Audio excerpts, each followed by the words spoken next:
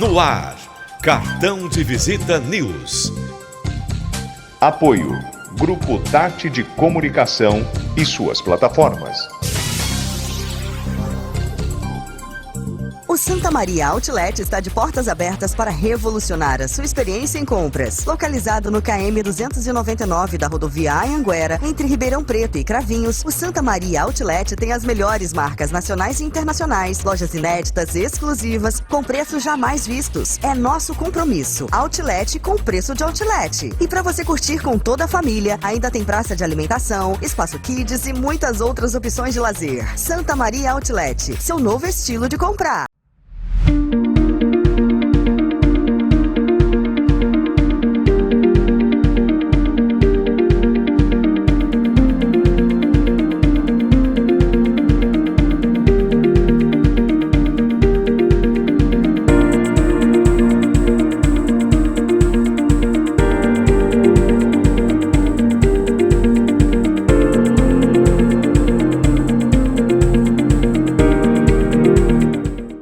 Após o sucesso do Residencial Guaporé 1, a construtora Pereira Alvim apresenta seu mais novo empreendimento em Matão, Residencial Guaporé 2. São lotes a partir de 360 metros quadrados em um residencial fechado, de altíssimo padrão e pagamento facilitado direto com a construtora.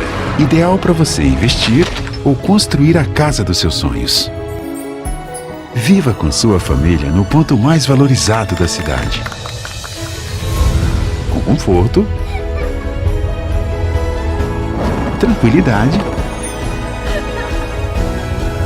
e completa harmonia com a natureza. Plantão de vendas no local.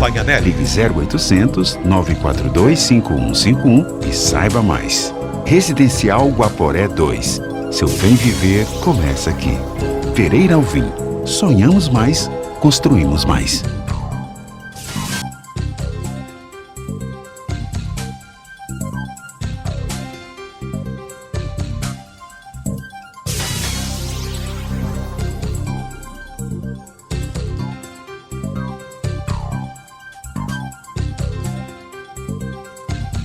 Apoio, Grupo Tati de Comunicação e suas plataformas.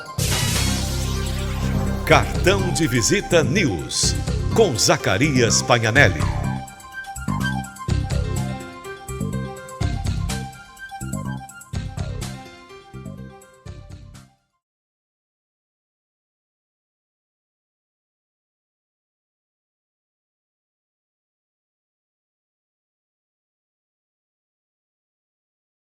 Obrigado pela sua elegância mais uma vez, a sua disponibilidade. Homem polêmico, terrível. Imagina. Não, eu estava vendo, Excelência, pelos seus livros aqui, né? Mas deixa eu apresentá-lo primeiro, para quem não conhece. Bom, quero dizer primeiro que estamos retransmitindo pelo Tato de Comunicação suas multiplataformas. A nossa conversa aqui com a sua biografia, com o teu curso, estará no Cartão de Visita News R7, no TH Mais Notícias e mais outros portais no Brasil. Fora no Cartão de Visita News no YouTube. Bom, eu estou com o doutor Eduardo José da Fonseca Costa. Ele é juiz federal titular do Juizado Especial Federal Civil de Franca de São Paulo, que não faz muito tempo, né, doutor?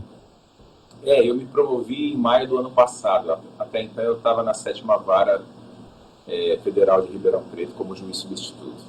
Bom, diretor da Revista Brasileira de Direito Processual, ex-presidente da Associação Brasileira de Direito Processual, membro do Instituto Pan-Americano do Direito Processual, autor dos livros Direito Vivo das Liminares, Levando a Imparcialidade a Sério, ai que medo,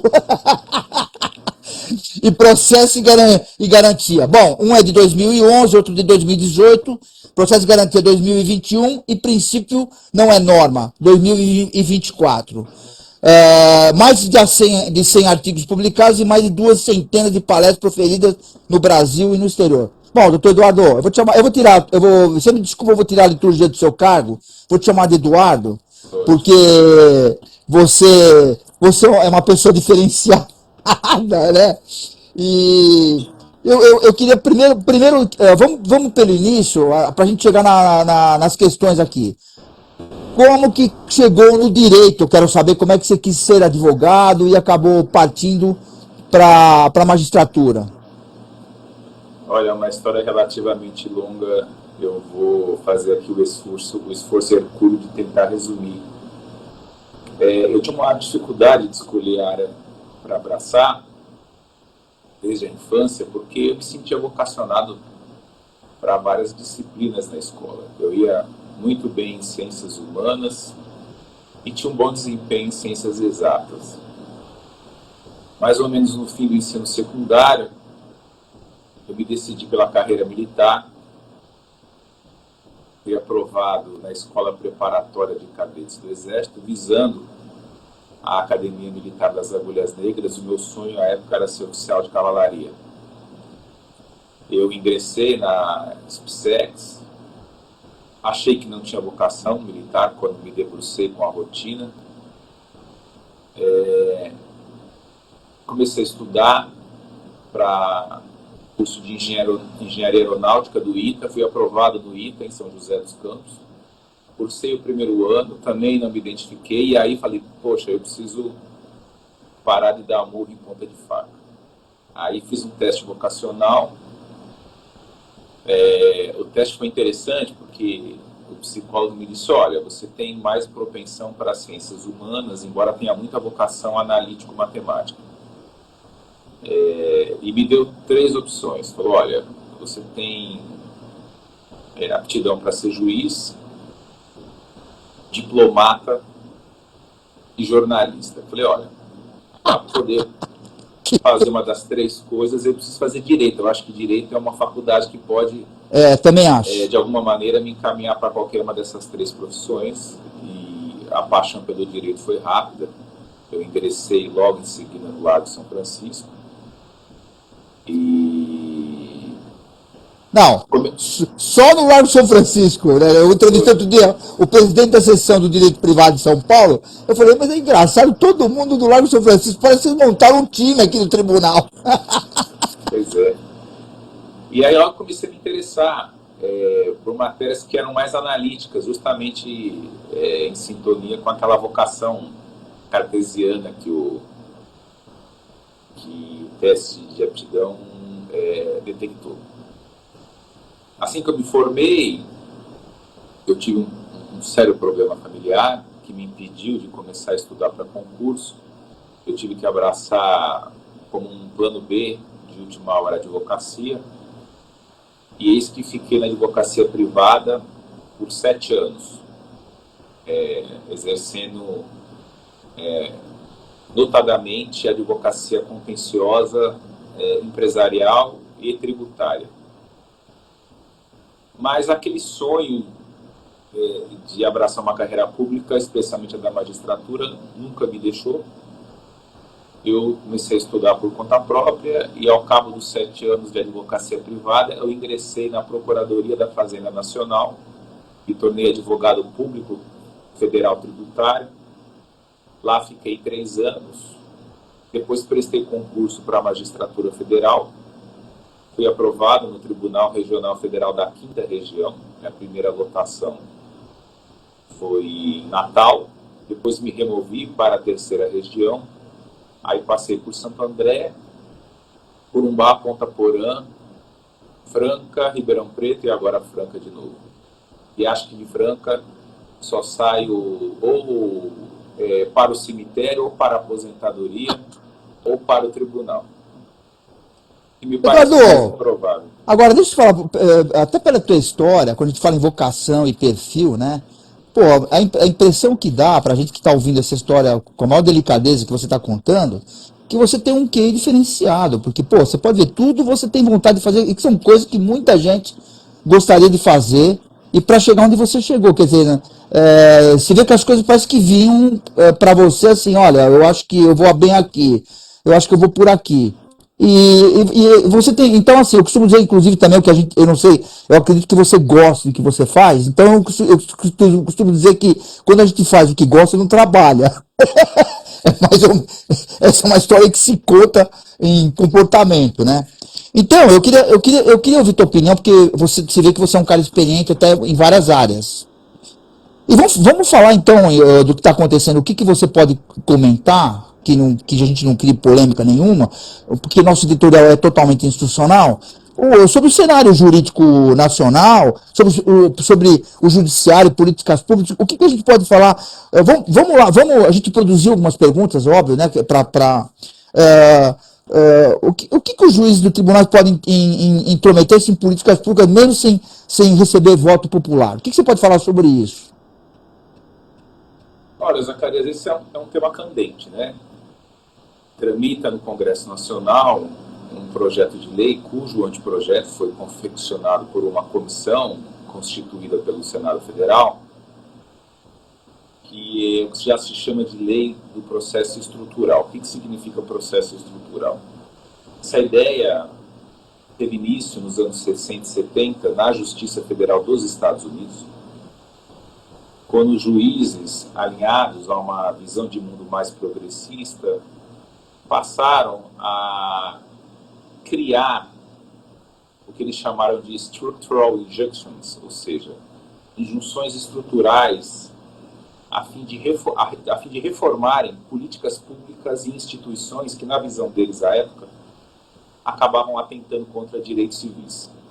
A grande preocupação norte-americana, naquele momento, se dava principalmente com o sistema carcerário bastante problemático e instituições que replicavam segregação racial, especialmente escolas.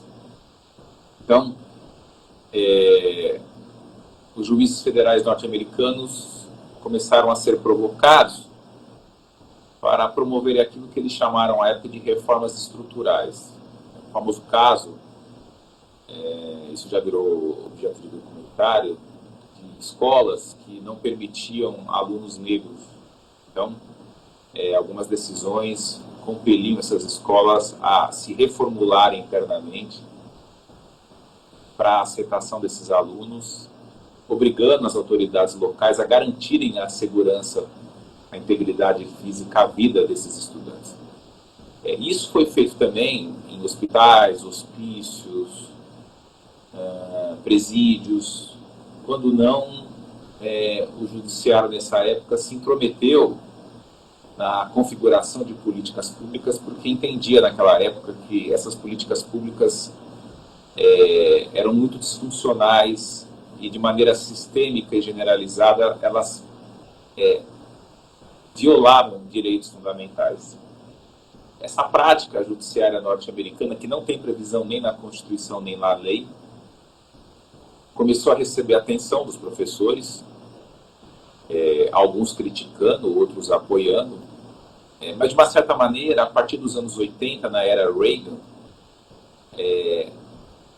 a Suprema Corte americana foi sofrendo uma recomposição mais em direção aos republicanos do que em direção aos democratas, e aos poucos essa prática foi se arrefecendo. Acontece que, como só ia acontecer no terceiro mundo, essas práticas que lá são tidas como sucata jurisprudencial chegam com muita força. Especialmente num país como o Brasil, que é carente de políticas públicas eficientes, carente de uma atuação governamental sensível a problemas sociais, com poucos recursos orçamentários, com problemas seríssimos de má gestão, de burocracia emperrante, enfim. Essas ideias foram sendo aos poucos trazidas para o Brasil. Na prática, isso já acontece, o judiciário já faz controle de políticas públicas. Isso aí acaba separando poderes, essa brincadeira toda? Pois é. E isso é uma das grandes discussões. Nos Estados Unidos, por exemplo, o que se levantava à época era justamente isso. Os juízes federais lá, por exemplo, não prestam concurso, eles são nomeados politicamente, mas seja como for, eles não são corpo de pessoas eleitas democraticamente pelo povo, eles são uma aristocracia de pessoas nomeadas politicamente pelo chefe do Poder Executivo. Não tem estabilidade lá. Lá o sistema é completamente diferente. Diferente. Né? E cada estado tem o seu modo de seleção de juízes. E como o Estado também, vamos falando do Estado literalmente, os xerifes também, nos Estados Unidos, também são todos nomeados pela prefeitura, quer dizer, Sim. também... Então, veja, isso foi um problema, porque os juízes tradicionalmente formam um corpo técnico que tem a missão, em tese, de aplicar de maneira burocrática as leis, estas sim, aprovadas por representantes eleitos democraticamente pelo povo. Então, uma das angústias dessa prática nos Estados Unidos, como é no Brasil também, é o fato de que a conta democrática não fecha. E como é que fica essa questão de esse comportamento, essa intromissão, como é que fica a Constituição nessa brincadeira? Que é o nosso livro da carta aí. Como é que funciona? Eu costumo dizer o seguinte, essa ideia de o juiz ser um reestruturador de políticas governamentais, ela geralmente é feita sob o pretexto de se erradicar, de se eliminar uma violação sistemática e generalizada a um direito fundamental. Então, vamos imaginar, por exemplo, que se decida se intrometer na política carcerária do Estado de São Paulo, sob a alegação de que o sistema penitenciário, encabeçado pela Secretaria de Administração Penitenciária, não consegue eliminar um atentado, uma violação frequente dos presídios contra os direitos dos presos, não é? Então, se provoca o judiciário para se tentar reformar, em algum aspecto, o sistema carcerário paulista. Veja, por outro lado, você acaba também produzindo uma outra violação generalizada e sistemática, que é a violação generalizada e sistemática à separação de poderes. Então, você acaba tentando consertar um estado inconstitucional de coisas, gerando um outro estado inconstitucional de coisas. E é preciso ter em mente que a separação de poderes não é um capricho. Ela tem um papel muito importante. Em primeiro lugar, ela é uma forma de limitação do poder. Talvez a forma mais importante. Não é? Ou seja, sem a separação de poderes, há uma concentração de poderes em mãos de poucos. E como todo mundo sabe, quem tem poder sem controle tende a dele abusar. E outro papel importante da separação de poderes é que ela garante, por força disso, o atendimento do interesse geral. Então não é um capricho que um juiz pode simplesmente dar de ombros com uma canetada e se intrometer em escolhas que são discricionárias. Quando um juiz se intromete numa política pública, ele está substituindo a sua vontade pela vontade de alguém que foi escolhido pelo povo e que muitas vezes está cumprindo promessas de campanha. A gente tem visto muitos, Zacarias, em todas as instâncias federativas, juízes atendendo a pleitos do Ministério Público para a suspensão de políticas públicas que foram determinantes para que aquele governante fosse eleito. E não foi promessa de campanha dele.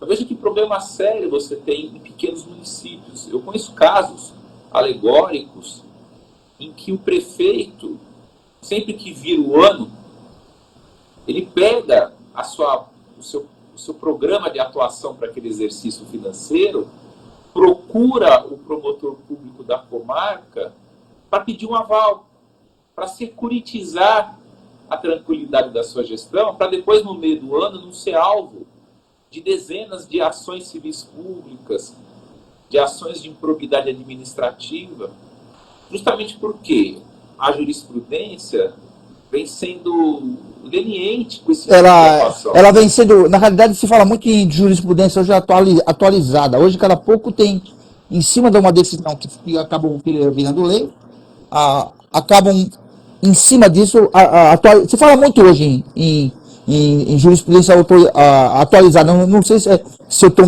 conseguindo me expressar, mas eu vejo muito isso. Quer dizer, foi tomada uma decisão que não está na lei, virou lei, e depois é fundamentado mais ainda em cima de alguma outra coisa. E essa questão, bom, eu sempre brinco, né? São todos meus amigos, a gente fala que o promotor requer, o juiz decide. E o que você está falando é completamente ao contrário. Que vai lá e fala, olha, eu preciso de você para você para que eu não tenha um bombardeio depois, né? Para você saber a tua opinião.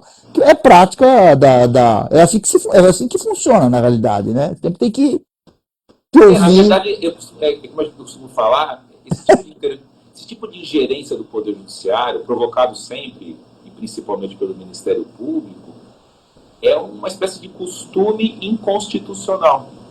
Porque não tem respaldo no texto constitucional.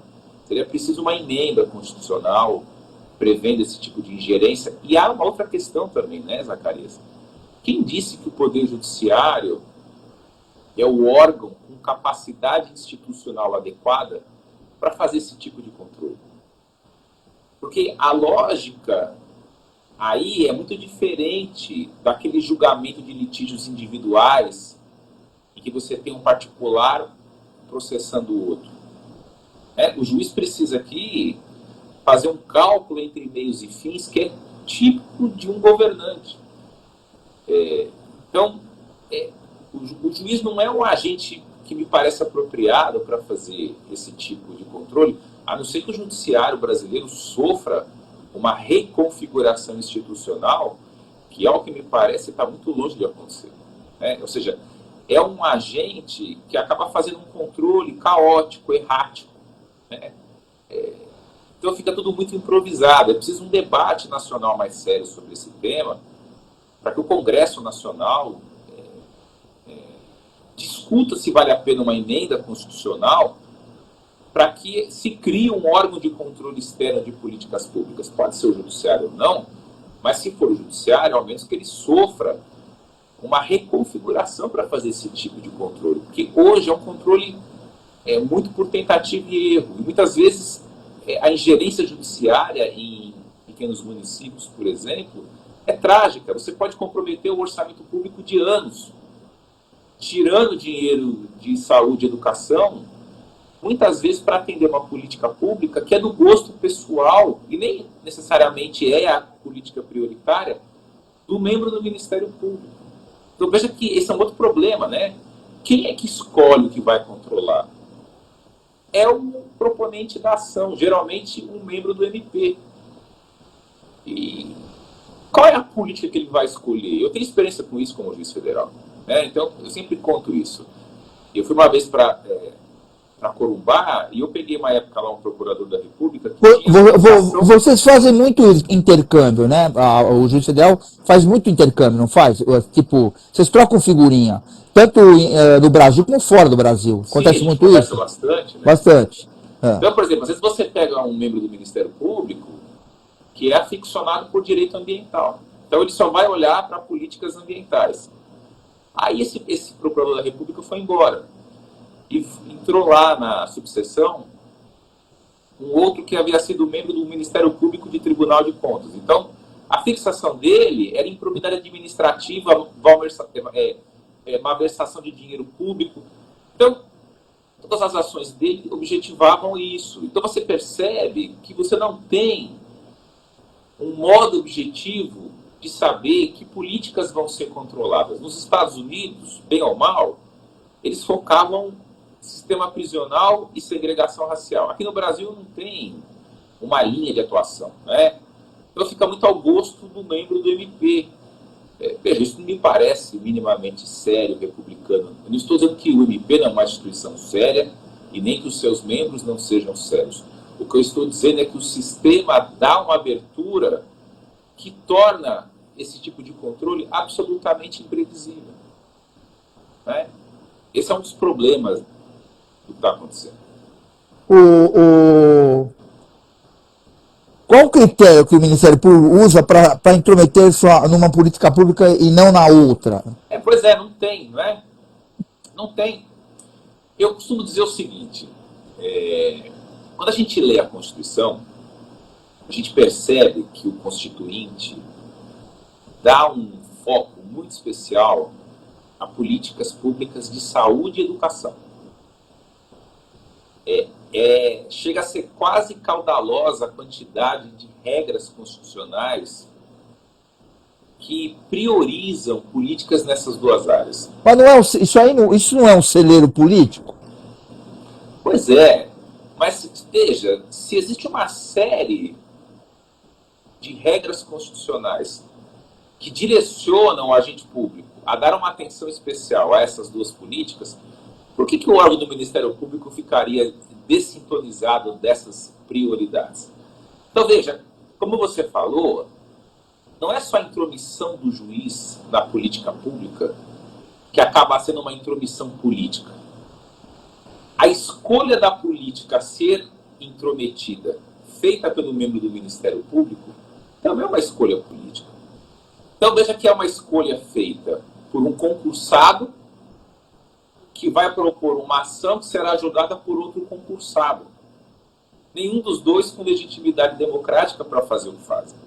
Eu repito, a não ser que haja na Constituição uma regra expressa conferindo a esses dois agentes esse papel especialíssimo. Mas, infelizmente, nós não temos, por enquanto, isso no Brasil. E, bom, obviamente há esse risco de politização que está acontecendo hoje, né? Tem esse risco hoje. Eu queria até te perguntar, eu não queria entrar nessa seara do que está acontecendo, que não é o perfil, mas é que eu vi uma entrevista outro dia do senador Sérgio Moro, e como você sabe, eu tive muito contato com ele como jornalista, na época como juiz. E era um cara ovacionado, tinha muito contato lá fora, e aconteceu e deu no que deu, a gente não sabe explicar exatamente, mas... E outro dia eu vivi falando sobre o que estava acontecendo hoje. Se você fosse julgar hoje, se você estivesse no Supremo, do que está acontecendo, qual seria você com a tua experiência, um cara que é escritor, tecnicamente envolvido, conhece todas as áreas, professor, né? Qual seria o caminho? Sei que é muito difícil falar porque você não está lá. Mas hoje está se falou até uma situação que foi emocionante a semana passada, de um dos ministros falar assim, olha, além de tudo que está acontecendo, eu vou ver se não está havendo algum exagero, e embaixo dessa toga tem coração. Eu queria que você me dissesse o que você entendeu sobre isso e o que você faria se fosse... Você não está com os autos, se você não sabe o que tem lá, mas, sei lá, muitas histórias rolam, né? É muito difícil. A Lei Orgânica da Magistratura Nacional, a rigor, me impede de comentar casos que estão pendentes de julgamento por outros magistrados. Claro, então vamos respeitar. Mas, analisando a fala do ministro Luiz Fux, me parece que é a essa que você se refere, eu tenho a impressão de que o Supremo Tribunal Federal, no calor da emoção, acabou julgando com o fígado. Essa expressão é mais ou menos o que ele disse, né? Então me chama muito a atenção a quantidade exagerada de pena que foi arbitrada para alguns acusados. Lógico, eu não tive acesso aos autos, não conheço, portanto, as circunstâncias dos fatos, mas o que eu extraio do noticiário é que houve uma certa exasperação. Acho que a caneta acabou pesando demais ali. Tentando me colocar no lugar dos ministros, não deve ser fácil você no dia seguinte... Também acho. Eu conheço a maioria deles, eu também acho. Chega um momento que... Não é fácil, Zacarias, você abrir a porta do seu gabinete e se deparar com aquilo que provavelmente foi visto por cada um deles. Nada obstante, eu gostaria de fazer aqui duas ponderações bastante cautelosas.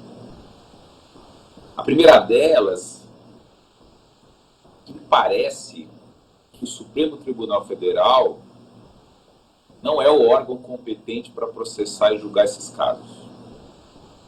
Inclusive foi uma fala do senador Moro, também foi uma fala do senador Moro que se ele estivesse lá, obviamente está envolvido na política, então tem um pouco de, fica aquela coisa meio de, ele fala, ó, eu acho que isso aí deveria jogar, ele ainda faz, ele fala dessa maneira, isso está registrado, ele fala, tem que jogar esse abacaxi para a primeira instância. Sim, assim, eu não consigo, como professor de processo civil, de processo penal, eu tenho uma enorme dificuldade de encontrar qualquer elo que ate esse caso à competência do órgão de cúpula do Poder Judiciário brasileiro. E seria até de bom alvitre que o Supremo não julgasse esse caso por várias razões, notadamente porque os ministros, de alguma forma, foram diretamente atingidos por esses atos. Também acho. Né? Então, de maneira direta ou indireta, eles foram vitimados por tudo que aconteceu. Então, Eduardo, deixa eu te falar. De ânimo. Independente disso, eu queria ouvir sua opinião sobre isso. Que foi onde se começou tudo, essa história. Se fala muito, inclusive estou envolvido nessa história, porque sou profissional da área. Muito de liberdade de expressão. Mas você não acha que liberdade de expressão existem alguns limites? Você não pode falar uma coisa, uma inverdade. Você pode dar a sua opinião sobre o que você está vendo, mas você não pode dar uma inverdade, você não pode fazer um comentário em cima de uma opinião. Eu queria entender sobre isso também, porque liberdade de expressão, mas você vê tanta coisa errada que a gente manda checar na internet, que os caras criam para ganhar like, para ganhar, sabe? E acaba, o que acontece com isso? Acaba induzindo as pessoas a cometerem equívocos, coisas erradas e tal. Então, assim, eu acho que tudo começou por causa disso. A liberdade de expressão tem que ter limite, não tem que ter limite? Eu não sei o que você pensa sobre isso, talvez você possa até dar uma aula sobre isso. Eu não queria essa pretensão, mas eu só queria lançar algumas perplexidades que eu tenho. Né? Esses dias eu estava escutando uma aula proferida por um grande filósofo espanhol, já falecido, chamado Julián Marías, e um dos temas da fala dele era exatamente o impacto do que se aventava no horizonte, que era um mundo virtual, o impacto desse mundo sobre a ideia de verdade. E ele, nos altos dos seus quase 90 anos, dizia o seguinte, olha, já sendo bastante profético, o que lhe era também bastante característico, a verdade vai ser a ideia de verdade vai ser profundamente afetada com um espaço de suporte não físico. Porque é um espaço onde a ideia de coisa é problemática. Então, é problemático você cotejar uma representação mental com algo tangível que você vê, toca, sente, cheira. Você não tem mais isso. Então, é o que se fala da era da pós-verdade. Então, é óbvio que num mundo como esse, em que a verdade se torna uma noção problemática e corruptível, o efeito colateral imediato é você saber como equacionar o problema entre a liberdade de expressão e um dever de veracidade. Né? Eu acho que essa questão é independente e é mais difícil do que se supõe. Ou seja, nós estamos num momento de transição. Bem ou mal, Zacarias, eu acho que a ideia de liberdade de expressão no Brasil estava muito bem equacionada já na lei de imprensa. O grande problema é que o Supremo Tribunal Federal, há alguns anos, declarou essa lei totalmente inconstitucional, sem julgar cada um dos seus dispositivos. Com a alegação que me pareceu bastante simplista à época, de que essa lei foi ejetada no contexto de um regime de exceção. Não é assim que se faz julgamento de inconstitucionalidade de lei. Né? É inegável que a lei foi produzida num contexto autoritário, portanto excepcional. Mas é também verdade que esta lei tinha dispositivos muito bons. Dentre eles, os dispositivos que tratavam da liberdade de expressão. Então era um assunto que estava mais ou menos bem equacionado no Brasil. A partir do momento em que a lei cai e nós temos esse advento do mundo virtual e, portanto, da pós-verdade, os quadrantes que delimitavam a liberdade de expressão deixam de existir completamente. Isso é ruim, em todos os sentidos. Porque os juízes já não sabem mais como julgar casos que envolvam liberdade de expressão. A ideia de livre pensamento é uma ideia hoje nebulosa. Não existem mais parâmetros legais para se julgar. E isso abre oportunidade para censuras travestidas de decisão judicial. E não raro isso está acontecendo. Então, assim, acho que o Congresso Nacional precisa, de uma vez por todas, tomar a rédea do debate democrático no Brasil, e me parece que ele não anda cumprindo a contento essa missão, para colocar as coisas de novo num estado jurídico de normalidade. É preciso que esse assunto volte urgentemente à tona, mas sinceramente não vejo hoje forças internas no parlamento brasileiro capazes de sensibilizarem os parlamentares e mobilizarem-nos para a edição de uma lei que coloque isso de novo nos trilhos. Então, assim, nós vamos ainda passar alguns anos amargando essa angústia de saber o que pode ser dito E o que não pode. e o que não pode ser dito. Bom, se o judiciário está hoje inserido completamente nas plataformas digitais, qual a razão de se manterem em divisões espaciais como comarca, seção judiciária, subseção judiciária, circunscrição judiciária, tribunais regionais? Não é mais racional nacionalizar tudo? Não, Zaca, a pandemia ela acelerou esse processo, né, de virtualização dos autos processuais e mais. Praticamente hoje as unidades judiciárias elas estão inseridas em plataformas digitais. As audiências hoje, em grande quantidade, se fazem por meio eletrônico,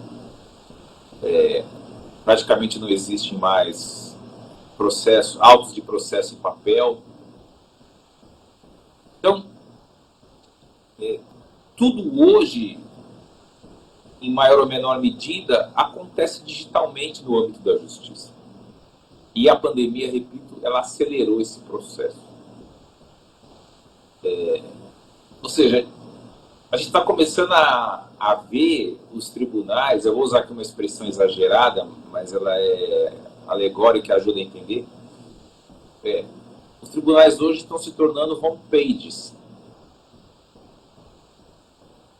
Então, quem está familiarizado com a rotina do fórum sabe que os prédios públicos hoje estão vazios. Você vai lá no Fórum João Mendes, no centro de São Paulo, você vai no Fórum Pedro Lessa, da Justiça Federal na Paulista, você vai aqui no Fórum de Ribeirão Preto, em Franca, você escuta os seus passos, igual os passos do filme do Thriller do Michael Jackson, do videoclipe, aqueles passos com eco. Os prédios estão vazios, né? E estão vazios por quê? Em primeiro lugar, porque os advogados não precisam mais ir ao fórum. Os juízes atendem por videoconferência. Agora, Eduardo, não fica muito... Eu já fiz esse comentário uma vez aqui. Claro que ajudou, alguma coisa ajudou. Vocês têm um pouquinho mais tempo para estudar, mas não fica, numa decisão muito séria, não fica muito frio isso, se você fazer pela internet? Você acha que a tua convicção fica totalmente apurada para dar uma decisão? Você não pode haver um equívoco, porque a internet você... Bom, eu vi algumas audiências pela internet e, que a autoridade dormia às vezes, pô. Pois Zacarias, eu estou fazendo uma descrição, né? Eu não estou isso é bom. É, Eu sou absolutamente contra. eu acho que em algum momento eu acho que é bom. Eu acho que em algum momento sim. Mas tem momentos que, não sei. Eu acho que o maior problema das audiências virtuais, o grande problema, é que você não tem controle sobre o ambiente em que se encontra a testemunha. Eu já ouvi relatos dos mais engraçados, né? O advogado colocando a câmera na frente da testemunha e atrás do celular ele está com uma plaquinha dando as respostas que ela deve dizer ao juiz, como se tivesse um teleponto, né? Já tem rumores de que isso esteja acontecendo aqui e ali. Então, me parece que o problema maior é que você não consegue garantir alguma idoneidade do depoimento oral. É óbvio que o advogado pode esquentar a testemunha e não raro ele faz isso. Isso faz parte da profissão. Né? A testemunha já pode chegar ali instruída para mentir. Mas, bem ou mal, com a colheita presencial desses depoimentos, você consegue evitar, por exemplo, a incomunicabilidade das testemunhas. Isso fica muito difícil numa audiência online. Fica frio. E além de tudo isso... E outra, existe a questão da leitura corporal, de um monte de coisa que o juiz tem esse feeling. Eu acho que eu acho que neste ponto, aí eu tenho que discordar um pouco de você. Não, eu estou aqui para te ouvir, vamos lá, estou aprendendo. Eu acho muito problemático o juiz se fiar em postura corporal, em tom de voz, em sudorese, em gaguejos. Se fala muito nisso. Porque, a bem da verdade, Zaca, já que você me chama de Eduardo, Edu, eu vou te chamar de Zaca. Todo mundo me chama, fica à vontade. É que, na verdade, nada disso vai para a fundamentação da sentença. Eu já vi juiz chegar para mim e dizer, olha, eu julguei improcedente porque eu vi que a parte estava mentindo no depoimento pessoal. Eu falei, mas você chegou aqui com... Mas o que te levou a concluir a mentira? Ele falou, olha, a parte estava nervosa, ela estava com as mãos molhadas, estava escorrendo suor pelas axilas, ela gaguejava muito, não me olhava no olho. Eu falei, olha, eu conheço psicopata que não fica nervoso em audiência. E eu conheço gente muito simples que ainda acha que entrar no fórum é ser presa. Tem gente muito pobre, Zacarias, que associa entrar num prédio da justiça a ser réu num processo criminal. Tem vergonha de entrar. Eu acredito. Então, eu acho muito problemático esse tipo de julgamento com base em impressões subjetivas, porque elas não acabam entrando no corpo da fundamentação decisória. E muitas vezes são determinantes para o juiz julgar, né? Determina o veredito do juiz. Eu acho que nesse ponto, essa aparente frieza contribui para o juiz fazer um julgamento mais objetivo.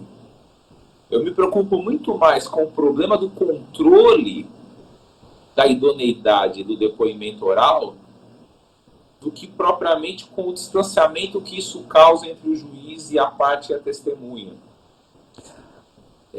Então, acho que nesse ponto, as audiências virtuais, elas flertam com uma temeridade. Ou seja, eu agilizo o trabalho jurisdicional, mas eu acabo fechando os olhos para a possibilidade de uma colheita não lá muito idônea. Esse me parece o grande problema. O que eu acho, assim, falando na minha área, é exatamente o que nós estamos fazendo aqui. Eu consigo te entrevistar, a gente conta, fala da sua vida, das suas opiniões, da sua vida profissional. Óbvio que eu gostaria de estar aí no seu gabinete te entrevistando pessoalmente, né? Seria muito mais interessante. Mas o que é importante? No meu caso, comunicação é diferente. Que eu posso estar em qualquer lugar do mundo e conversando que até surgiu a ideia de a gente fazer, eu estar em Nova York gravando com você aqui. Sim. Me deu uma certa preocupação. Eu falei, pô, de repente eu não consigo pegar o doutor Eduardo, vai ser complicado depois. Mas já aconteceu de eu gravar com o juiz aqui em São Paulo, ela na China.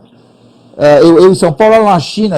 Eu agora, em janeiro, eu em Veneza, com o presidente da Associação Nacional dos Fiscais da Receita Federal. Quer dizer, para a comunicação, isso foi super importante, isso foi o que a pandemia trouxe de bom.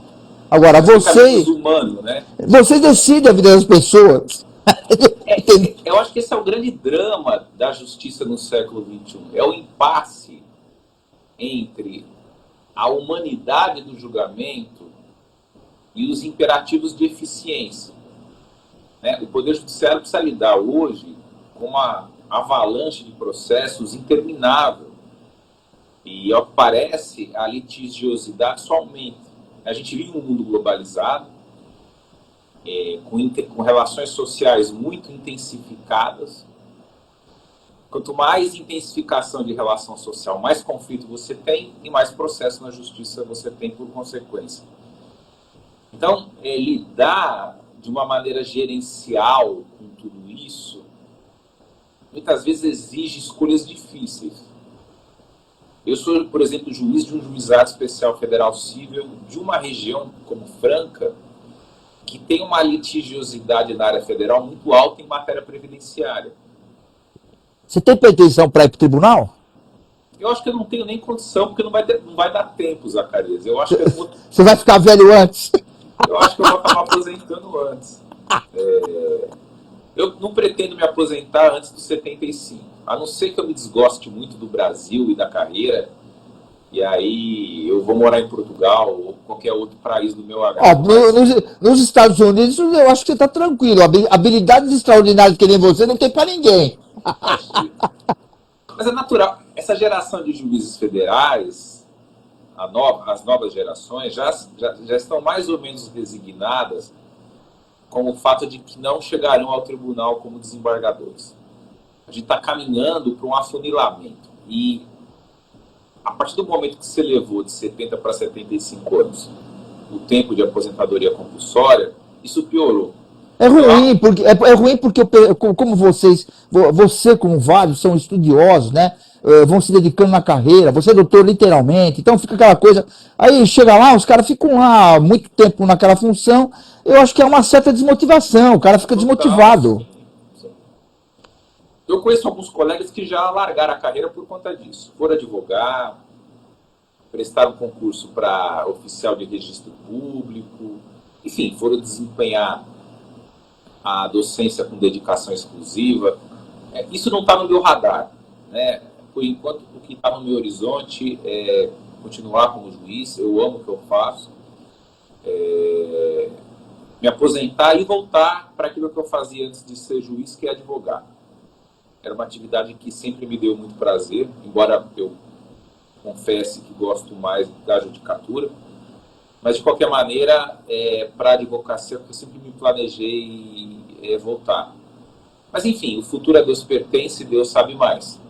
Mas, repito, é bastante desestimulante, sim, você ingressar numa carreira já ciente de que dificilmente se tornará desembargador. Mas, enfim, eu não estou muito preocupado com isso, não conto com isso. Lógico que gostaria de ser. Aliás, óbvio que faz parte da carreira, você ser desembargador, segunda instância, tem várias, como é que eu diria, várias situações complementares e tal, né? Mas às vezes, de repente, no lugar que você está, eu não sei, eu acho que tudo é o tempo de Deus, sabe? Vai dizer, porque assim, aí tua vida muda. Eu não me considero frustrado por antecipação, até porque eu me sinto uma pessoa muito realizada, como pai, como esposo, como filho. Tenho uma produção acadêmica intensa, eu escrevo muito, publico muito. Publiquei um livro ano passado, provavelmente até o final desse ano eu publicarei outro. A ideia é eu publicar um livro a cada 2 anos, eu tenho muito material represado para revisar, organizar e mandar para a editora. Então, eu também me realizo muito nisso. Amo escrever, acho que é a minha vocação primeira. Enfim, não se pode ter tudo na vida, mas o pouco que eu tenho, com isso já sou bastante feliz e gosto muito de ser juiz, seja de primeira instância, seja de segunda instância. do ponto de vista material, para mim, é exatamente a mesma coisa. Nosso tempo, infelizmente, televisão, estamos representados pelo Grupo Tutado de Comunicação, estará hospedado no Catena Visita News R7, no TH+, e mais 20 portais de notícia, tudo que o doutor falou, estará no YouTube. Eu queria te fazer uma perguntinha muito rápida. Eu comento isso com os seus colegas da Polícia Federal. Eu tenho visto que eles têm trabalhado muito, porque é 6h30 da manhã, doutor, eu estou recebendo matéria, foto, prisão, é todo dia. É trabalho para o teu pessoal julgar que é brincadeira. Você acha que a Polícia Federal, tanto a Polícia Federal como a Justiça Federal, virou uma grife hoje no Brasil? Uma grife de, o que eu diria? Você acha que é uma função de prestígio? Olha, eu não vou dizer que há uma diferença que os outros não o sejam, do Estado, não vamos diferenciar, não vamos discriminar, não é isso. Mas porque usam muito, né, a marca, porque quando se fala na Polícia Federal, que é Brasil inteiro, entendeu? A gente sabe que... Você acha que está bem prestigiada hoje?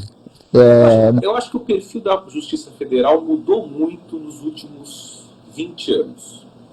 Eu tenho quase 20 anos de magistratura federal e o que eu percebo é o seguinte, Zacarias, é preciso dividir a competência cível da competência criminal da Justiça Federal. Há uns 20 anos, eu me lembro que se brincava dizendo o seguinte, a Justiça Federal é justiça de elite, é uma justiça de rico.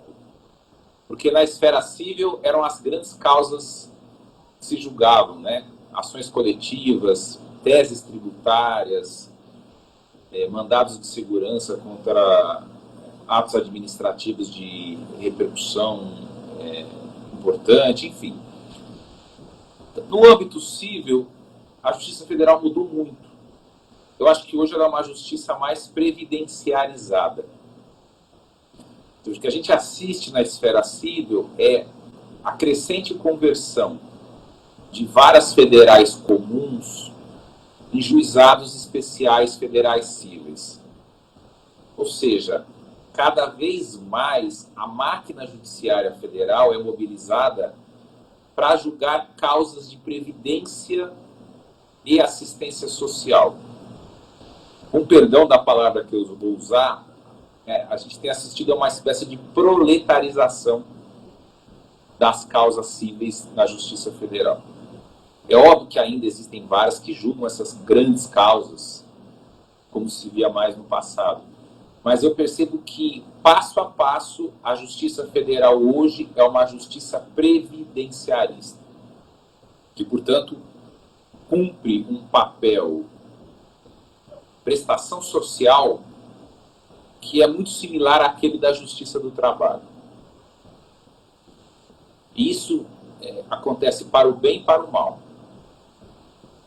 Me parece que esse perfil que você desenhou na sua pergunta ainda permanece na Justiça Federal no âmbito da sua competência criminal. Ou seja, a Justiça Federal ainda quando desempenha competência criminal, um órgão que trabalha com a persecução daqueles grandes crimes de colarinho branco, crimes contra a ordem financeira, contra a ordem tributária, contra a ordem do trabalho, crimes de lavagem de dinheiro, crimes com grau de internacionalidade, como tráfico internacional de pessoas e drogas, como sequestro internacional de crianças. Então, nessa seara, a Justiça Federal ainda é o que sempre foi, mesmo porque, como todo mundo sabe, é uma política interna na Polícia Federal trabalhar muito mais na atacada do que no varejo, né? Pegar muito mais os peixes grandes do que os pequenos. Então, a Justiça Federal caminha para dois lados, né? Que aparentemente se mostram contraditórios ou paradoxais. Então, para concluir a resposta, acho que o perfil mudou muito e a Justiça Federal cada vez mais será diferente do que já foi na esfera civil. Bom, para quem está nos assistindo, com todo esse tato, né, essa elegância, eu estou com o doutor Eduardo José da Fonseca Costa, ele é juiz federal titular do Juizado Especial Federal Civil de Franca, e eu queria fazer a última pergunta, para encerrar. Para quem o doutor Eduardo, o Edu, né, os mais amigos, os mais íntimos, ou tirando a liturgia do seu cargo, pela sua elegância, entrega o seu cartão de visita. Olha, eu queria aproveitar essa semana, eu até divulguei na minha página do Instagram, essa semana um grande professor por quem tenho muita admiração, aposentado de Direito Constitucional, da velha Faculdade de Direito do Largo São Francisco, o professor Manuel Gonçalves Ferreira Filho, soltou um artigo muito corajoso, denunciando a angústia que o acomete em relação a esse estado degenerado de coisas que tem acontecido no Brasil, mostrando-se preocupado, por exemplo, com o modo como o Supremo Tribunal Federal tem desempenhado as suas competências. E é um artigo que me calou fundo, em primeiro lugar, porque eu concordei com tudo que ele escreveu. Em segundo lugar, porque foi escrito por alguém da envergadura dele. E em terceiro lugar, por alguém que já não mais aceita acomodar-se. Eu tenho visto, infelizmente, Zacarias, a classe dos juristas muito quieta, muito temerosa diante de situações que eu diria que são, no mínimo, preocupantes. Nós não vivemos uma ditadura de toga, não acho que estamos nessa situação, mas nós já assistimos de maneira sistemática posturas incomuns vindas de Brasília. E eu me angustio porque essas posturas vêm de um poder que eu escolhi para fazer carreira. Então, isso me deixa muito triste. Então, o meu cartão eu entrego como uma homenagem a esse emérito professor. Poderia estar quietinho, curtindo os seus proventos de aposentadoria, dando os seus pareceres. Mas está preocupado com tudo que ele aprendeu, com tudo que ele ensinou, provavelmente. Mas teve a coragem e a hombridade cidadã de se posicionar com toda a envergadura intelectual que o assiste. Então, nesta semana, eu entrego meu cartão a ele, professor Manuel Gonçalves Ferreira Filho. Doutor Eduardo, muito obrigado, Excelência, pela sua disponibilidade. Eu sei que você é um cara ocupado, vocacionado, né? Eu gostaria de... Eu durmo cedo, viu, Zacarias? Eu durmo todo dia 9 horas e acordo às 4, 5. Ai, que coisa de louco! Que coisa de louco! Doutor, obrigado, viu? Eu que agradeço. Em algum outro momento estaremos juntos. Eu estarei aí no teu gabinete para tomar um café com você. Oxalá. Tá? Muito obrigado. Uma honra. Obrigado mesmo. Obrigado, querido. Abraço. Obrigado. Outro. Você também. Tchau. O Santa Maria Outlet está de portas abertas para revolucionar a sua experiência em compras. Localizado no KM 299 da rodovia Anhanguera, entre Ribeirão Preto e Cravinhos, o Santa Maria Outlet tem as melhores marcas nacionais e internacionais, lojas inéditas e exclusivas, com preços jamais vistos. É nosso compromisso. Outlet com preço de outlet. E para você curtir com toda a família, ainda tem praça de alimentação, espaço kids e muitas outras opções de lazer. Santa Maria Outlet, seu novo estilo de comprar.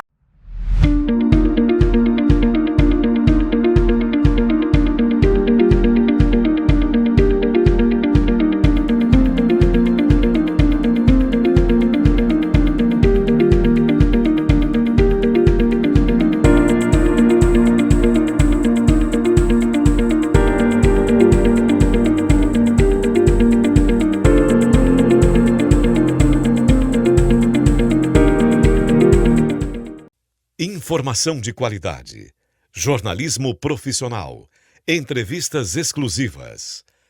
Cartão de Visita News.